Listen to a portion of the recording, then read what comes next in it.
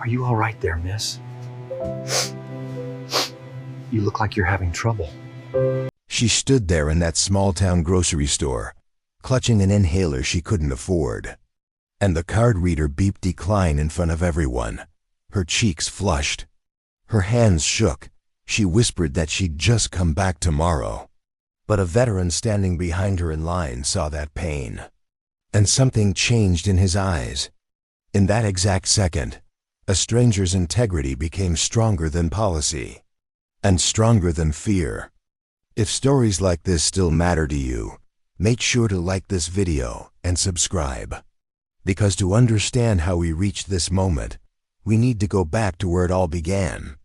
The county highway ran quiet under a pale sky as the automatic doors sighed open, releasing a breath of heated air that smelled like coffee, floor cleaner, and fresh bread. Inside, American flags hung from the ceiling over the checkout lanes, edges barely stirring in the furnace breeze like sentries at rest. She stepped in with her 2 kids, one hand on the cart, the other clutching her purse the way you hold a lifeline. Fluorescent lights hummed steady above rows of canned goods and winter salt, turning the scuffed floor into a narrow river leading straight to the registers. It was a cold November morning that pressed through coats and into bones, the kind that made you grateful for a store's warmth and the promise of getting through one more day. Her youngest daughter rode in the child seat, cheeks pink from the air and breathing tight, the kind of wheeze that is quiet until it isn't. In her small hands, the girl held the cardboard box of an inhaler refill like a treasure she didn't fully understand, but somehow trusted. The box looked simple enough, blue and white, but its meaning filled the mother's mind with numbers, totals, and a knot of worry. She adjusted the girl's scarf and met her eyes, reading the plea there without a word spoken. The cart rolled on, its front wheel ticking once per turn, steady as a heartbeat she prayed would hold. They moved past sacks of cornmeal and jars of local honey with hand-lettered labels, past work boots stacked near an end cap as if the aisle were a small-town catalog of how people actually live. A stock radio played low fiddle and guitar. An old hymn turned into something like a lullaby, and it braided itself with the hum of lights and distant beep of scanners. She took one last look at the inhaler box and tucked it against the loaf of bread and a carton of eggs, building a little wall with basics around the one thing that mattered most. Every step toward the registers felt like walking a high wire with no net below. Still, she kept going, because mothers keep going. By the time they reached the queue, the morning crowd had formed its polite line, boots and church coats, ball caps and knit hats, nobody in a hurry because the county never was. A veteran's cap sat on a middle-aged man a few places over eagle, globe, and anchor stitched above the brim had faded, but the shape of his posture hadn't. He glanced once, then looked away the way decent folks do when they sense someone else's private worry. The cashier at lane 3 offered a weary smile that belonged to small towns everywhere, the kind that says, "We'll get you through," even when the rule book sometimes says otherwise. The mother breathed shallow and pulled the cart forward as the line shortened, counting not the people but the dollars. When it was their turn, the conveyor hummed and the red scanner flashed its steady rhythm, each beep a small drum in a parade she hadn't wanted to join. Bread, eggs, apples, then the inhaler box set down with a care that felt like a prayer. The girl shifted in the seat and held her jacket tight, a soft, thin whistle in her chest that grew louder in the mother's ears than the store itself. Overhead, the flags watched from their quiet posts, and something in the mother steadied at the sight, as if memory could lend her the last inch of courage. "Almost there," she whispered, and pushed her purse a little closer to the counter, as though nearness might make enough become enough. The total appeared in green numbers that climbed faster than her heart could keep up, and she swallowed when it settled, a figure both ordinary and impossible. She slid her card out, the same card that had done battle all month against gas, school supplies, and that surprise co-pay from last Tuesday, and fed it to the machine. For one beat, it held. For another, it thought. Then the screen flashed a sharp message that cut through her like cold air through a thin coat. The cashier's face shifted in that practiced way between helpful and helpless. The girl's breath caught, like a door nearly closed on a room that needed air, and the mother felt the floor tilt beneath her feet. Behind her, someone cleared a throat. At the neighboring lane, a cart bumped a display and rattled the stack of canned beans. The sound suddenly seemed bigger than it was. How embarrassment makes small noises echo. She pressed the cart again, slower this time, as if gentleness might coax mercy from a machine that knows only math. The second decline didn't shout. It simply refused to care about daughters, graves, or promises whispered on long nights. The mother's grip on the cart's handle tightened until her knuckles went white, and she steadied herself on the one promise she still could make, to keep her voice from breaking where her daughter could hear it. "Let me try another way," she said, and began to think in quick trades what could go back to the shelf to make the number fall. Eggs, apples, flour. She stacked them aside with the precision of a builder removing bricks from a wall while hoping the house stands. The cashier rescanned, the total dropped, and hope rose just enough to sting. The inhaler box remained on the belt like a lighthouse in fog, everything else rearranged around it. The flags above were still, but in her chest a storm gathered, a private weather where memory and worry meet. She glanced at her daughter and saw the brave smile kids make when they borrow, courage from their parents like a winter coat a size too big. The mother stroked her hair back, felt the warmth of a little forehead, and heard the air fight its way in. That small sound set the rhythm for the next prayer in her heart, unformed but fluent all the same. If faith is sometimes nothing more than taking the next step with shaking knees, she took it. "We'll be okay, baby," she said, and for a moment she believed it simply because she said it. Then the total flickered again, and the line behind her shifted like wind through dry leaves. The cashier leaned in, voice soft but carrying the weight of procedure, and asked if she wanted to remove anything else. The mother looked at the bread and thought of school lunches, at the apples and thought of after-school hunger, at the flour and thought of stretching meals into another week. None of it added up to breath. She kept the inhaler in place and let the rest go, and the counter looked bare in a way she had hoped it wouldn't. The machine waited for a decision only it could judge enough, and the store, with all its warmth and ordinary blessings, felt suddenly too bright. In that brightness she felt seen and alone at the same time, as if every light had turned to her and every person had politely turned away. The veteran in the other lane had gone still, not staring, just listening the way men do when they're weighing whether a moment belongs to them. Another beep, another decline, and the mother knew the shape of the cliff she stood on.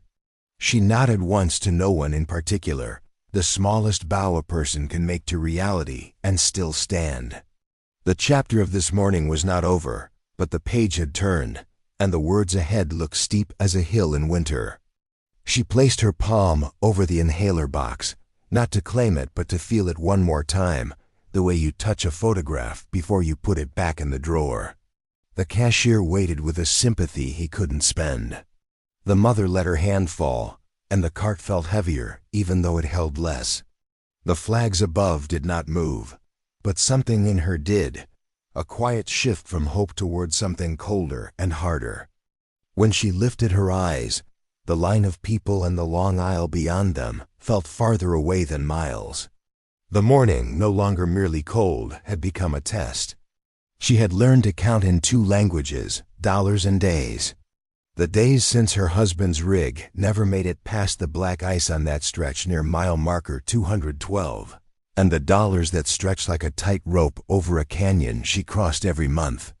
His coffee thermos still sat on a shelf in their kitchen, the lid threaded with a nick from some nameless morning, as if that ordinary scar might bring him home if she looked hard enough. She thought of him now because she always thought of him when decisions turned heavy. It wasn't grief that rose grief had done its loud work already. This was the quiet labor of carrying what remained. The pharmacy counter had been closed when she called. The the voice on the recording crisp and apologetic in equal measure. "Please visit during business hours," it said, as if lungs keep office time. Over-the-counter would be her only choice today, and choices without leverage are not choices at all. The markup felt like a toll charged at the narrowest crossing while a river swelled. She had done the math twice at her kitchen table, the late light falling across a pile of envelopes and her youngest practicing letters on the back of a grocery list. In that light, Faith had looked like the steady hand you lend a child learning to ride a curve. A mother learns the geography of her child's breathing, the way farmers learn the sky. The first tightness had started last winter after a cold that lingered. Doctors called it a common thing, manageable, and they were right most days, except the days when paychecks arrived late and the copay arrived early. On those days, manageable took on the shape of a hill you climb with a kid on your back. Today had become one of those days. She had hoped the card would pass and the moment would slide by unnoticed, like a truck catching the last green light before a long red. Instead, the light had changed and everyone had seen it. She remembered the little rituals that kept the house running since he was gone, checking homework by the sink, laying out coats the night before, keeping a rotating list of meals taped inside a cupboard door. He had been a long-haul man, weeks at a time, returns that felt like small parades in the driveway. The kids still waited for the sound of a diesel engine sometimes and then caught themselves, sharing a look that asked not to be mentioned aloud. On Sundays, they sat in the same pew, and she felt the whole town's silent promise rest on their shoulders. People would help when they could, and she would not ask unless she had to. She hated asking. There is a particular kind of pride that grows in the soil of hard seasons, the kind that refuses to make a problem someone else's if you can carry it one more hour. She wasn't too proud to accept kindness. She was too proud to expect it. So she packed lunches and kept the heat a little low, made lists and watched the gas gauge the way a pilot watches altitude.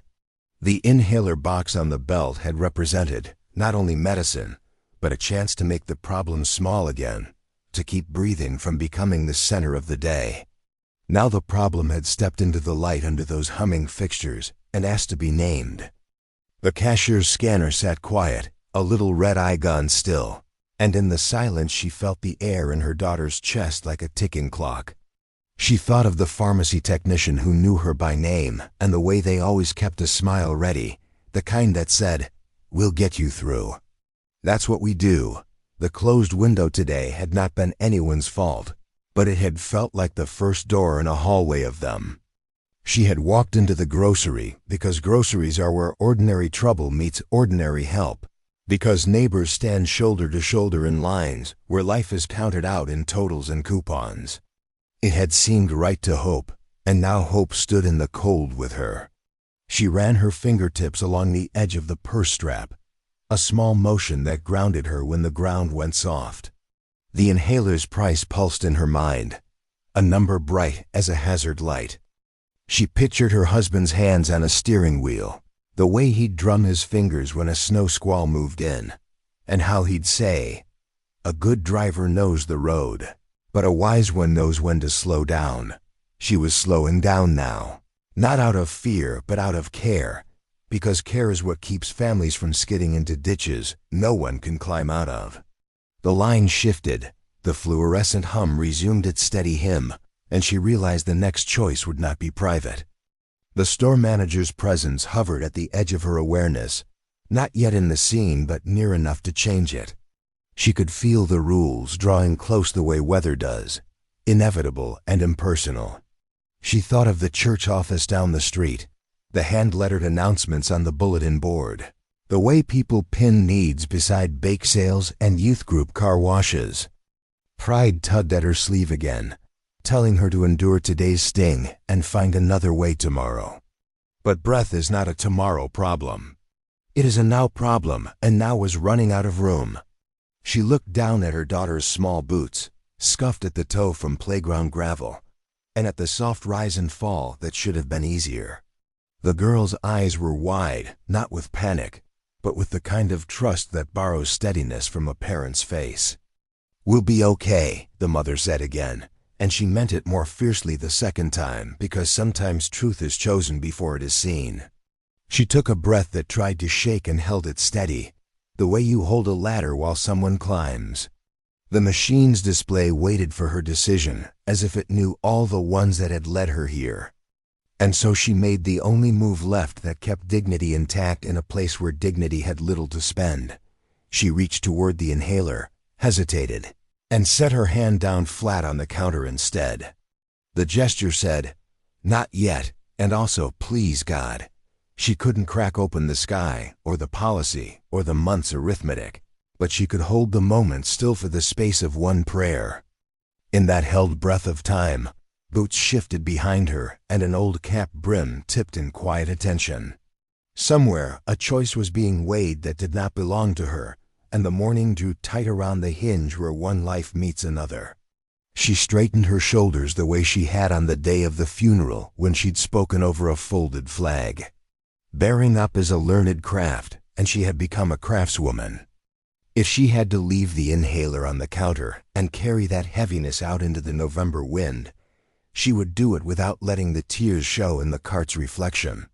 She could return the bread and the apples and stretch flour into biscuits and grace into patience. She could do all that and more. What she could not do was make air for her child out of willpower. The truth of that settled over her like a coat she didn't want but put on anyway. And with that, the chapter that belonged to memory, the one where a husband's rig did not return and a mother learned to keep the lights on, gave way to a chapter that belonged to the present. In it stood a counter, a machine, a box, and two small lungs that deserved more than a story about getting by. Her hand slipped from the counter's cool edge, and she nodded once to the cashier, ready to accept what the rules would allow and to pay whatever dignity could purchase. The flags watched quietly from above, and in the hush between decisions, a voice she had not invited stepped forward to meet the moment, as if the morning had been leading to it all along. The red numbers on the card reader pulsed like a warning, and for a moment she simply stared at them, as if stillness could somehow rewind the last few seconds and make the transaction go through. The cashier cleared his throat softly, that practiced polite sound that people in customer-facing jobs learn to use when they wish they could. Bend the rules, but no they can't. The mother drew in a shallow breath, and she tried to hide her panic behind the same steady calm she used on nights when the kids asked hard questions and she had no easy answers. But the second decline wasn't just a refusal. It was a verdict handed down in public, and even the hum of fluorescent lights felt like a spotlight she couldn't step out of. She forced her voice into something measured, something that would not betray that a wave had just hit her knees and stolen half her balance.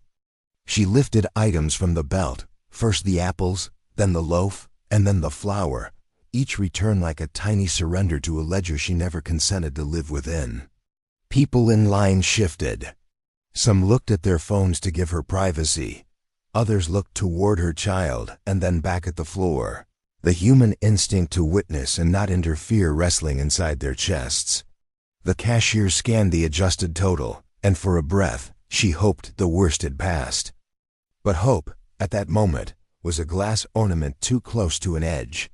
The machine beeped again, quieter this time, almost embarrassed at its role in this humiliation. But the meaning had not softened, declined. The mother's throat tightened, but her face stayed composed the way only someone who has practiced composure like survival can. She felt the eyes of strangers anchor to her daughter's faint wheezing, and the moment stretched long and thin like the last fragile board on a bridge.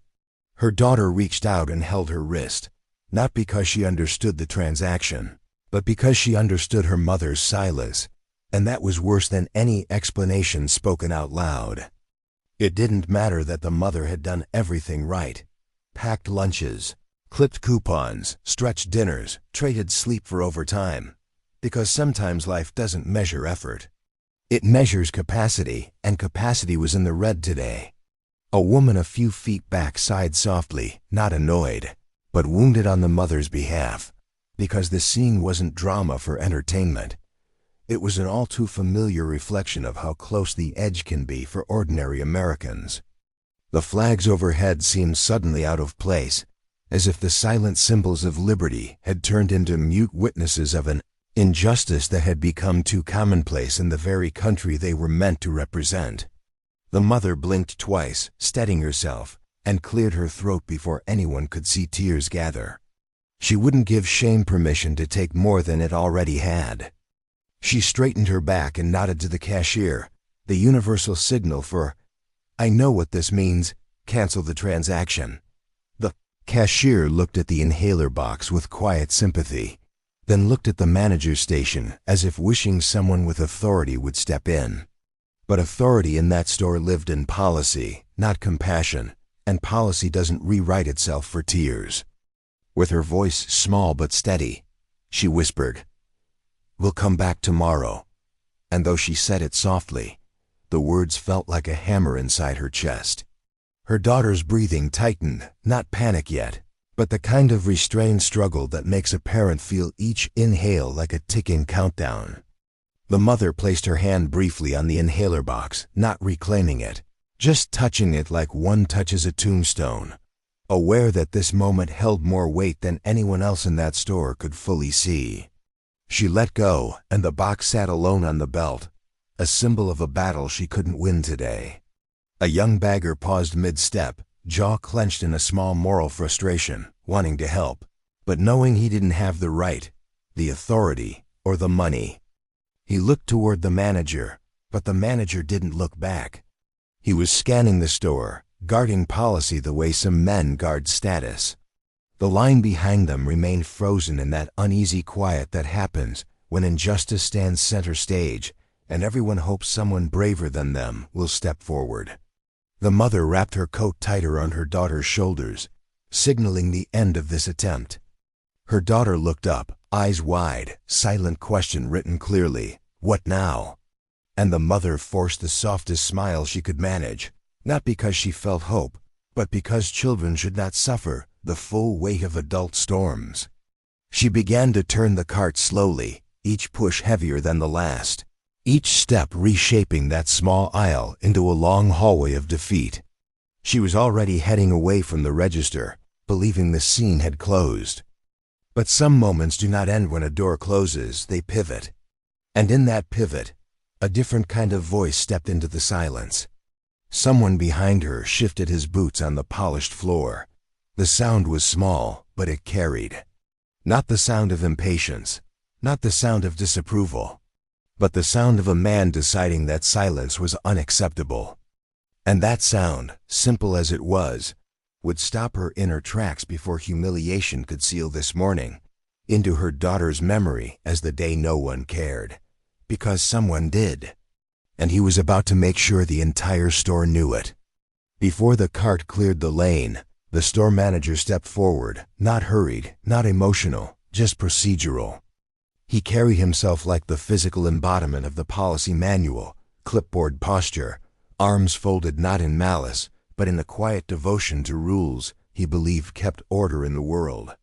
He blocked her path gently, not with aggression, but with a kind of bureaucratic finality. "Ma'am, if you abandon the transaction, items must remain with the cashier for inventory reconciliation," he said, as if the words were printed on a teleprompter only he could see. It wasn't cruelty, it was indifference dressed in corporate language. He didn't look at the child's chest rising faster than before. He looked at the inhaler like it was merely a SICU number needing classification. The mother nodded, not trusting her voice, and tried to edge past with what little dignity remained. But dignity is fragile when the moment turns public, and humiliation becomes a performance none of the audience purchased tickets for. A sigh drifted from somewhere behind her, not irritation, but the sound of someone watching a rule crush mercy. In that sigh lived the exhaustion of a nation that keeps asking why the system never seems to bend in favor of the vulnerable. The mother lowered her eyes, wishing she could shrink the spotlight, and tried to push the cart toward the exit before the moment grew any larger. She whispered to her daughter, "It's okay, honey, we'll figure it out," though her voice trembled around the edges. Her daughter coughed, a tight, shallow sound that was more statement than symptom. The mother squeezed the handle, telling herself she would find a way. She always had. But even the strongest resolve can feel like a cardboard shield when reality breaks through. The manager turned back toward the cashier, as if concluding a simple transaction error report, not recognizing that he had just turned a mother's emergency into a footnote on an end-of-day reconciliation sheet. He had done his job exactly right and morally wrong. Policy had triumphed over compassion again. A woman 2 carts back shook her head slowly, the ache visible in her expression, because sometimes the right answer isn't the written one. But in that lane right now, the written answer ruled. The air in the store shifted subtly, the way wind shifts before a storm. The silence around the mother thickened, and even the Christmas music playing faintly through the speakers seemed to dim, like the moment demanded real human sound instead. The veteran, the man with the faded Gulf War cap, straightened his shoulders. He had been watching long enough to realize that this was no longer a simple checkout discrepancy. This was a line in the sand, not the kind he saw on battlefields, but the kind that divides what is right from what is merely allowed. The manager resumed his stance near the register, unaware that the ground beneath this situation had shifted from store policy to moral theater. The mother took 1 step away, then another, pushing her cart toward the automatic doors, unaware that the moment had reached its hinge point. She still believed that she would exit with humiliation as the close-in punctuation. She did not yet know that someone behind her was preparing to rewrite the ending. The veteran took 2 slow steps forward, not dramatic, not flashy, just deliberate. He did not raise his voice yet. He simply stood taller, a subtle signal that something had changed. Some people in line felt it first, the way tension changes shape right before conviction becomes action. They glanced toward him not because he demanded attention, but because they sensed that someone was finally ready to speak where silence had been failing. He watched the mother's shoulders hunch slightly, the telltale posture of someone who has accepted defeat not because they are weak, but because the world has taught them that pleading rarely pays. He saw the inhaler box alone on the belt, small and outnumbered, and he understood instantly that this was not a story about price. It was a story about principle. He felt something old rise in his chest, not anger, but that fierce, quiet duty that soldiers carry long after the uniform is folded away. The manager turned his attention to a register light blinking on lane 6. Unaware that this moment had just moved beyond his jurisdiction. In his mind, the incident was over, completed, contained, fileable. But some moments don't file. Some moments insist on living. The mother's cart was inches from the exit rail when the veteran drew a breath. That kind of breath men take when they have already decided what must be done and are simply preparing to speak it into the world. And that breath, quiet as it was enough to change everything that came after. He planted his boots evenly on the tile floor, shoulders squared in a posture that was unmistakable, not confrontational, but resolute. In that stance lived miles of desert sand, years of service, and a lifetime of knowing the difference between rules and righteousness. The next chapter of this morning was about to begin, not because the store allowed it, but because a man refused to let indifference win while a child struggled for air in the land he once defended with his own 2 hands.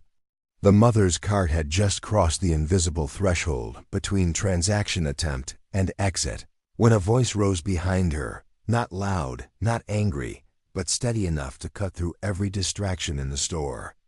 It was the kind of voice that didn't need volume to command a room, because authority wrapped itself around it from the inside.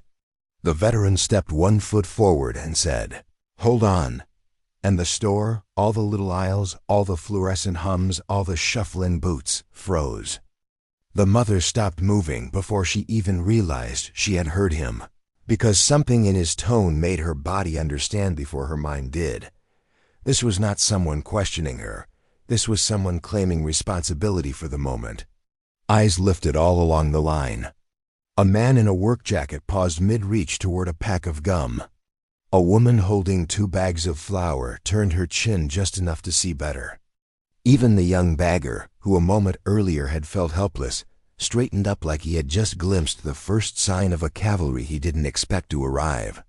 The mother turned back slowly, confusion and disbelief mixing in her gaze as she searched for the source of those words. She saw him, the man with the faded Gulf War cap, the one whose posture suggested he had once been trained to stand firm even when others wavered. And she understood she was not alone anymore.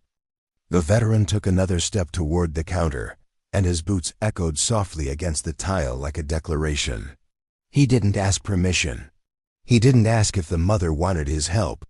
He had already decided that what was happening was wrong and that he would correct it, not later, not quietly, not behind the scenes, but right here, where this humiliation had unfolded in the open. "Put the inhaler back on the belt," he told the cashier, and his voice carried the weight of lived duty, not theatrics. Every eye snapped to the box like it had become sacred in that instant, a symbol of the line between words and action. The manager frowned and stepped toward him, holding his ground with the stiff, uncomfortable posture of someone whose authority was being threatened by something he could not control, a moral force. "Sir," she walked away from the item, "and company policy states," he began. But the veteran cut him off in a way that was not rude, but absolute. "Policy," he repeated slowly, "is supposed to serve people, not choke a child." The intensity in his eyes was the kind that doesn't yell, it simply doesn't yield. And while the manager tried to marshal rules like shields, the veteran marshaled truth like a sword. The mother looked at him with startled eyes, torn between gratitude and embarrassment, not sure which emotion would split her heart first. "Sir, you don't have to," she began, but he shook his head once, not dismissing her, but communicating that this was bigger than a bill, bigger than money, bigger than whether help is owed or deserved. It was about what kind of country we are, and what kind of country we claim to be.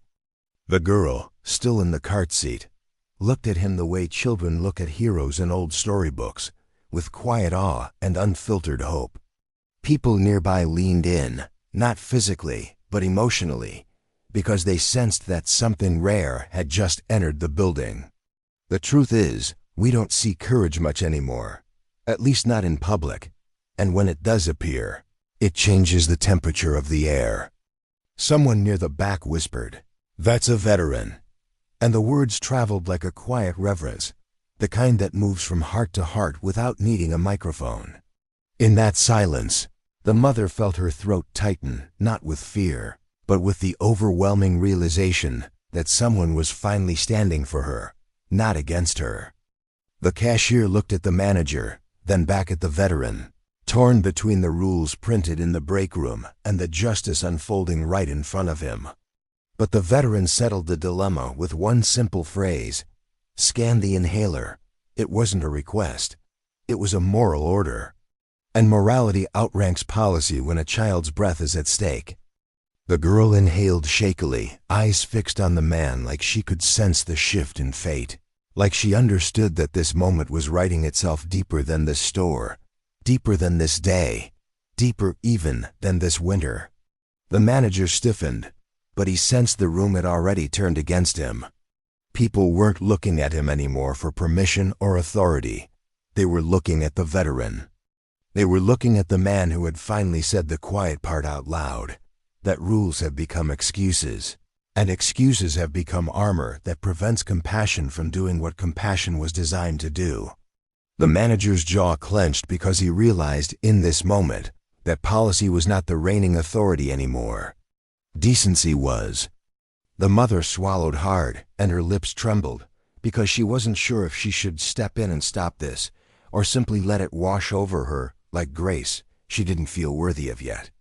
But the veteran had already crossed the threshold into action, and once a man like that moves, he does not retreat. He was willing to take the friction, the confrontation, the responsibility, so she didn't have to carry any more shame. And that alone was enough to make her eyes burn. He rolled his sleeves once, slowly, the way someone does before doing something they know will matter. Then he reached for his wallet, not with flourish, not with showmanship, but with the quiet steadiness of someone who has already paid his dues in ways nobody in that store had ever seen. And the moment wasn't dramatic, it was righteous. The line between bystander and protector had been crossed. The manager stepped closer, trying to reclaim authority with posture since he had clearly lost the room with principle. His voice tightened, and he said, "Sir, I cannot override a purchase after abandonment. That is company policy." But the veteran didn't flinch. Instead, he fixed his eyes on the manager with the calm of a man who had once faced decisions that involved far more than receipts and corporate guidelines. "Then you can call corporate," he said evenly, "and tell them a child can't breathe because a rule was more important than humanity." The words sliced through the air, and even the store speakers seemed to quiet themselves under their weight. The manager's face flushed, not from anger, but from the realization that this was no longer a simple procedural conversation. It was a moral confrontation. He looked around and found no comfort in the silent stares of the shoppers, because every eye reflected the same indictment. Policy had failed compassion right in front of them. The cashier didn't move the inhaler box, didn't touch it, but he also didn't push it away. He was suspended in that limbo of moral hesitation, waiting to see which authority he should obey, the written one or the righteous one. The veteran leaned slightly closer, not aggressive, not threatening, but resolute. His voice dropped to a tone that commanded attention without needing volume. "I fought for this country," he said, and the syllables carried a lifetime inside them. "Kids shouldn't suffer in silence on American soil. Not on my watch." And those words, that phrase, struck the entire room like a chord. Because patriotism is not about slogans printed on bumper stickers. It is about choosing to defend the vulnerable when nobody else will. The mother's hand instinctively went to her daughter's shoulder, as if she needed to anchor her child to the moment in case everything shifted again. Her eyes flickered from the inhaler to the veteran, then to the manager, who suddenly looked small in a way that didn't come from height or age, but from moral scale. The little girl's breathing was growing tight again, each inhale shorter than the last, and the mother felt her pulse race with that primal fear that every parent knows, the fear of being powerless to protect. The veteran finally turned to the cashier. "Scan it," he said again, slower this time, not as an instruction, but as a verdict. The cashier swallowed and glanced at the manager one last time. But the decision had already been made, not by authority, but by conscience. The cashier reached toward the inhaler box, and the movement was so slight, so subtle, yet it felt like the first domino in a chain that would rewrite the ending of this morning. The manager stepped forward to stop him, but his foot never landed in time.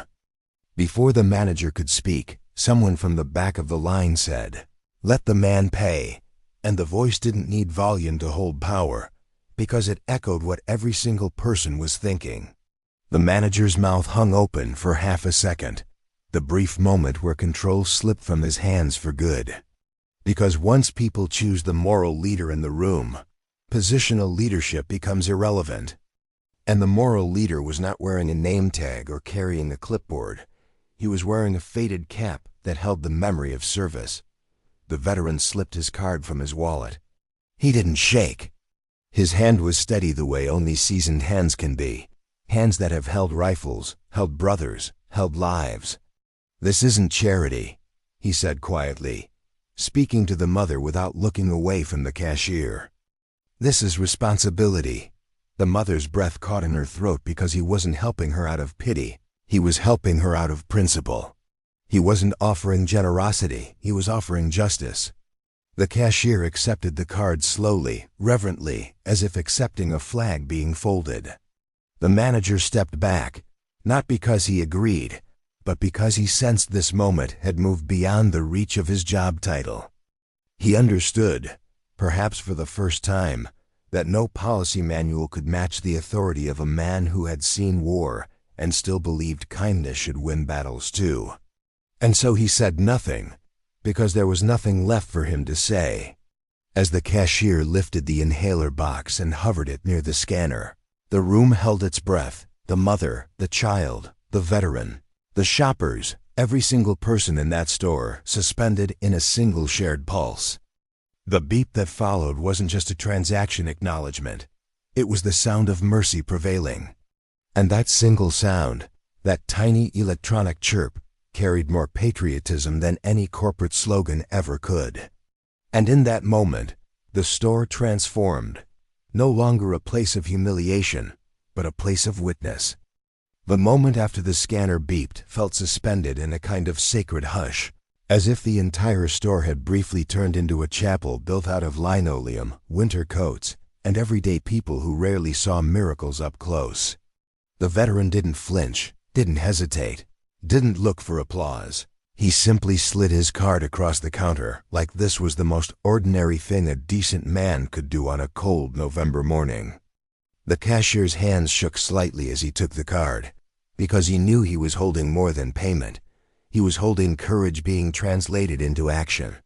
And the mother could barely breathe under the weight of gratitude that felt too big to fit inside her chest, too heavy to hold without trembling at the seams. As the card machine processed, there was no drum roll, no swelling soundtrack, no cinematic pan. There was just the soft, fragile hum of fluorescent lights and a little girl whose chest began to ease with each passing second, because hope has a way of loosening the lungs before medicine ever touches them. The veteran said nothing, not because he lacked words, but because men like him understand that some truths arrive most powerfully in silence. He stood with his shoulders steady, gaze calm, boots planted firm, like he was back on familiar ground, the kind of ground where you do what must be done and let the reasons speak for themselves later.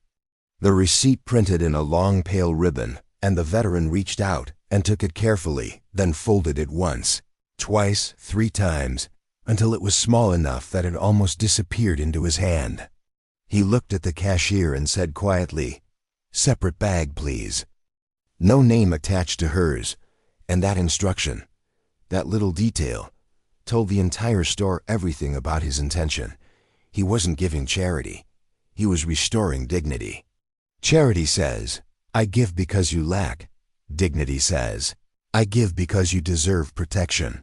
And everyone in that aisle felt the difference, like a sudden shift in temperature that only the heart can measure. The cashier placed the inhaler into a small paper bag, folded the top, and slid it gently toward the mother. No logos.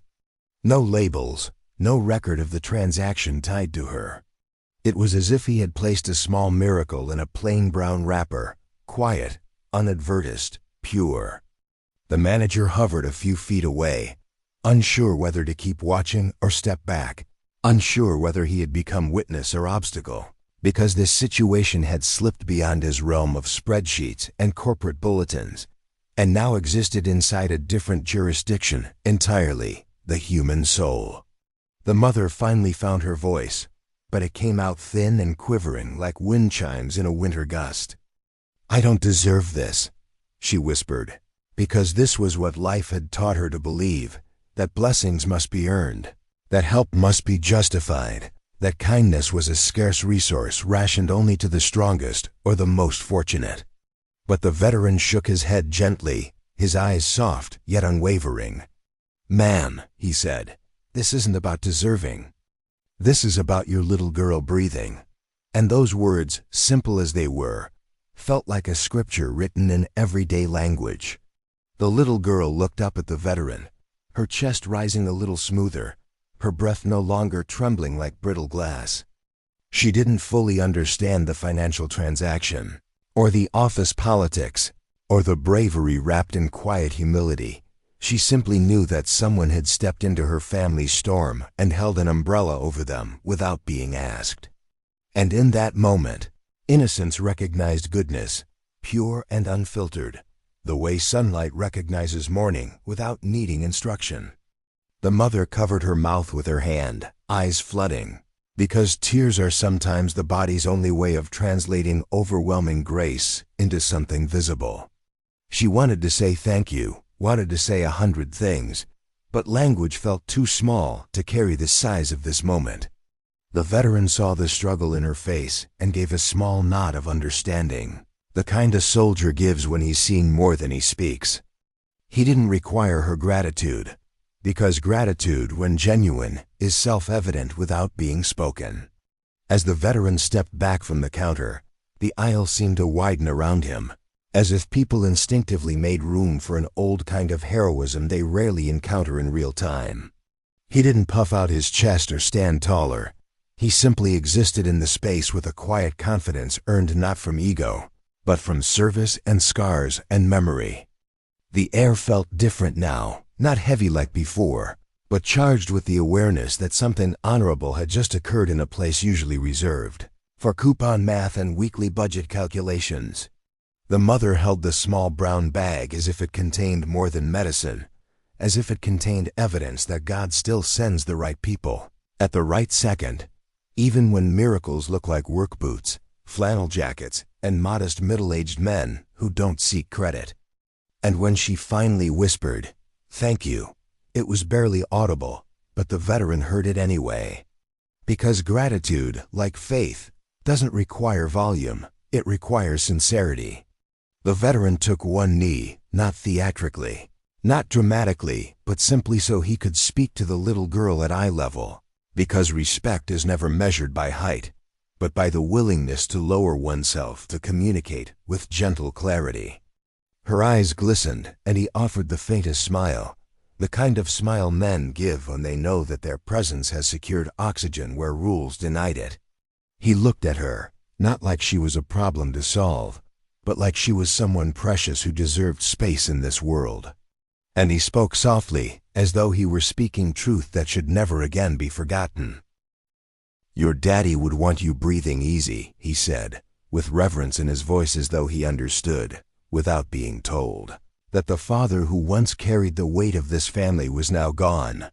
And the mother felt her knees weaken, because the veteran had spoken into a wound she had never publicly revealed, the wound of being both parent and soldier in the battle of everyday survival. The veteran continued, "And in America, we take care of our own." It wasn't a slogan, wasn't a bumper sticker. It was a creed spoken by someone who had lived it in deserts, in barracks, in barrages of dust and sweat and duty. Those words spread through the store like a wave, not loud, not explosive, but undeniable. People in line lowered their gaze, not out of shame, but out of respect for a truth bigger than themselves. They weren't watching a random act of kindness anymore. They were witnessing a restoration of the values they believed still lived beneath the fractures of modern cynicism. They were witnessing honor, real honor. The kind that doesn't need hashtags or headlines or applause to validate itself. The kind that stands up because standing up is the only morally acceptable option. The mother clasped the small bag with both hands, like she was holding fragile evidence that goodness still breathes in this country. She felt the tears she had been holding back escape despite her best control, but these tears were not humiliation anymore.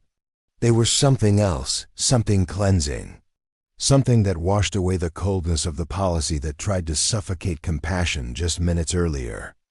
And her daughter, still catching her breath in small measured sips of air, leaned slightly toward the veteran in silent gratitude, because children understand goodness intuitively long before adults put it into words. The manager, who had been rendered powerless by the weight of moral consensus, shifted awkwardly near the counter, realizing now that authority isn't defined by who signs the payroll. It's defined by who is willing to risk something for someone else. He opened his mouth to speak, perhaps to regain some procedural dignity, but no words emerged. Because there are moments when the smartest thing a man can do is close his mouth and learn. And this moment belonged to that category, the kind where silence is the only honest acknowledgement of being outclassed not by rank, but by character. The cashier slowly returned the veteran's card with both hands, almost like he was returning a folded flag, and the veteran accepted it with a nod that felt like a salute returned without needing formal gestures. The veteran then stood, slowly, not with pride, but with quiet gravity. The kind of gravity that suggests a man carries memories that weigh more than any credit card statement ever could. The girl watched him rise, and in her eyes lived the spark of a new belief. The belief that goodness is not mythical or rare, but real and reachable and embodied in people who choose to care. The mother tried again to speak, to thank him, to articulate the weight of what he had done, but he lifted one hand gently, palm outward, a signal not to silence her, but to spare her the pressure of trying to convert gratitude into vocabulary. "Just take care of those kids," he said softly. "That's all the thanks I need." And those words cut straight through her heart because they reminded her that strength is not measured by how much we endure alone, but by how willing we are to receive grace when it appears. People in the line didn't clap. They didn't cheer. They didn't make spectacle. They simply stood there, reverent, because some acts of valor earn silence, not celebration. This moment wasn't entertainment. It was testimony. Testimony to faith still living. Testimony to country still in the hands of honorable men. Testimony to community still capable of righteousness in the checkout lane of a modest grocery store off a plain Midwestern highway. And as the veteran stepped back, not fading into the background, but retreating into the quiet dignity of someone who understands that heroism doesn't end at the act, but continues in the humility after, the mother felt a warmth return to her chest that she had not felt in months. Because for the first time in a very long time, she believed that she and her children were not battling this world alone. Later that week, on a quiet Wednesday afternoon when the sky looked gray and undecided, the kind of Midwest sky that can't choose between drizzle and calm, the mother received a call from the small church office just 3 blocks off Main Street. The secretary's voice was soft, as though she were delivering news that needed to land gently. "Ma'am, someone anonymously submitted your family to our benevolence program." The mother sat down at her kitchen table, hand trembling around the edge of her coffee cup, because for a second she wasn't sure she had heard correctly. The secretary continued, groceries and prescriptions would be covered for 3 full months. 3 months. 90 days. A full season of breathing room. The words rolled slowly through her mind, because poverty teaches you to measure everything in units of survival, and 90 days felt like an eternity compared to the week-to-week scramble she had been living under. She glanced toward the doorway where her youngest daughter was coloring with crayons on the floor, and she placed her hand over her own chest, feeling the slow, steady rise of air that no longer felt sharp or panicked inside her ribcage. She didn't know who the donor was. The church would not reveal the name, but she didn't need to know, because some gifts don't require a signature to hold their power.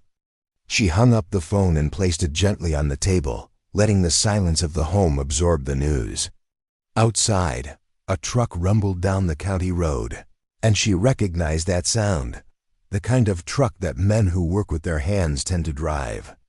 She closed her eyes, and in that moment she didn't imagine a millionaire in a penthouse, or a corporate philanthropist with a press release. She imagined a man in work boots, the same boots that had stood firm on a grocery store tile floor while he faced down policy with principle. And her heart knew exactly who had paid for her family's reprieve. That night at dinner, paper plates on the table, macaroni steaming in the pot, laughter echoing like it hadn't echoed in months. She told her girls the good news in a voice that trembled with joy instead of fear. The older one gasped, and the younger one beamed, not understanding the logistics but understanding the relief in her mother's eyes. They bowed their heads to pray, and this time her prayer didn't feel like a desperate plea whispered into a silent void. It felt like a conversation with a God who had responded through the hands of a stranger. Word began to travel around town in those subtle, quiet pathways that small communities know best. Not gossip, not bragging, not rumor, but testimony whispered from person to person like a warm ember passed through winter hands. People began telling others about the veteran who stood up for that mother and her daughter, and though no one had filmed it, and no one had posted it, and no one had tried to turn the moment into content, The story went viral the old-fashioned way, through human hearts moved by truth. The store's cashier mentioned it to his sister, who told her pastor, who mentioned it in a Wednesday Bible study, not with names, not with theatrics, but with reverence. Because sometimes the most powerful messages aren't sermons delivered from pulpits. They are acts delivered on polished tile floors, beneath fluorescent lights in the cereal aisle. And people recognized that the man they'd always seen at the grocery store, the one with the quiet posture and the faded cap, had been carrying more than groceries all these years. He had been carrying conviction. The mother sat later that evening on the couch, blanket wrapped around her shoulders, children asleep in their rooms, and she let the fullness of the moment settle into her bones. She thought about how close she had come to walking away broken, how one swipe of plastic could have written humiliation into her daughter's memory forever. And then she thought about how one man's courage had rewritten the ending. She looked at the inhaler box on the kitchen counter, not as a symbol of need, but as a symbol of rescue. She finally felt something inside her shift, like a door opening inward after being jammed for months. She realized that dignity isn't restored with words. It's restored with action taken at the exact second when suffering tries to stamp a person into the ground. And dignity had been restored to her on that morning, not because the world had changed, but because one man had refused to accept the world as it was. Sometimes salvation looks like a stranger stepping forward at the exact hinge point of despair. She closed her eyes and whispered, "Thank you," not into the room, but into whatever unseen thread of grace had been woven between her life and his that morning. And in that whisper, she understood. One man's courage had not only helped her daughter breathe easier, it had helped her breathe easier. Because mercy doesn't stop at the moment it occurs. Mercy ripples. And sometimes those ripples become waves, and those waves become testimonies. By the time Sunday rolled around, the story had become something more than a story. It had become a memory people claimed as if they had personally witnessed it, even if they weren't in the store that morning. Folks in the diner talked about it over black coffee, bacon, and eggs, nodding to one another with that quiet sense of pride, the kind that says, "This is the country I still believe in." At the gas station, a man in a ball cap repeated the part about the veteran's voice, how calm it was, how steady, how he didn't raise it to win the moment, but how the moment rose to meet him. And the way people described him wasn't flashy. They didn't mention his wallet or his truck or the brand of coat he wore. They described his posture, his calm, his moral clarity. They talked about how he never asked for credit, never explained himself, never turned the moment into a campaign of self-promotion. They spoke about how he simply did the right thing, and then walked out like a man who understood that doing good is not an event. It is a lifestyle. He did not linger. He did not bow. He did not make sure anyone saw. He just turned, walked through the automatic doors, and disappeared into the cold November air. Nobody even saw which direction he drove, or whether he turned north or south on the county highway, because he didn't pause long enough for anyone to track him. He just left. The cashier said he didn't even wait for the receipt.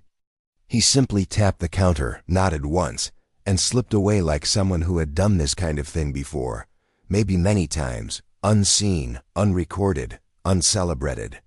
Heroes like him don't stay to collect applause. They leave because applause was never the reason they acted in the first place. The mother told her girls the next morning, "That man was an angel in work boots." And the older one giggled, but not in disbelief, in wonder. Because children believe in angels more easily than adults do. And the younger one repeated the sentence softly like a secret, like she had just met a living illustration of the kind of goodness bedtime stories always hint at. The inhaler sat safely on the kitchen shelf, ready, and the mother knew she'd never look at it the same again. Not as medicine, but as a reminder that honor still lives here. People in town began to refer to the moment in simple language, the way rural storytelling always condenses big truth into short phrases. That veteran paid for that girl's inhaler. He stood up when nobody else did. He reminded everyone what America is supposed to feel like. And those phrases, plain as they were, carried the same emotional voltage as a full sermon. Because sometimes a single moment can restore an entire community's faith in one another. And though nobody said it out loud, though nobody had to, there was a quiet ache in every repetition of the story. An ache that suggested folks wished there were more men like him. Men who didn't wait for permission to do what was right. Men who didn't hesitate to lift someone else's burden when policy refused to bend. Men who just stepped forward, no spotlight needed, and stood like the last line of defense between hope and humiliation. The mother tucked her kids in that night with peace in her voice instead of exhaustion, and she realized she wasn't carrying the same knotted fear she had been living under for months. And that realization broke her open again, not into tears of sorrow, but into a kind of quiet joy that only comes from knowing you have been seen by heaven in a moment when you were convinced the world had forgotten your name. She prayed softly, not begging this time, thanking. And the town? It remembered. Not because someone filmed the moment, but because the moment filmed itself onto hearts. It became a small, living legend. The kind passed around dinner tables, Sunday potlucks, and checkout lines for years to come. Proof that even when the world feels cold, there are still men who carry honor like a torch, and he never asked for praise. He never came back to collect credit. He just walked out and drove away.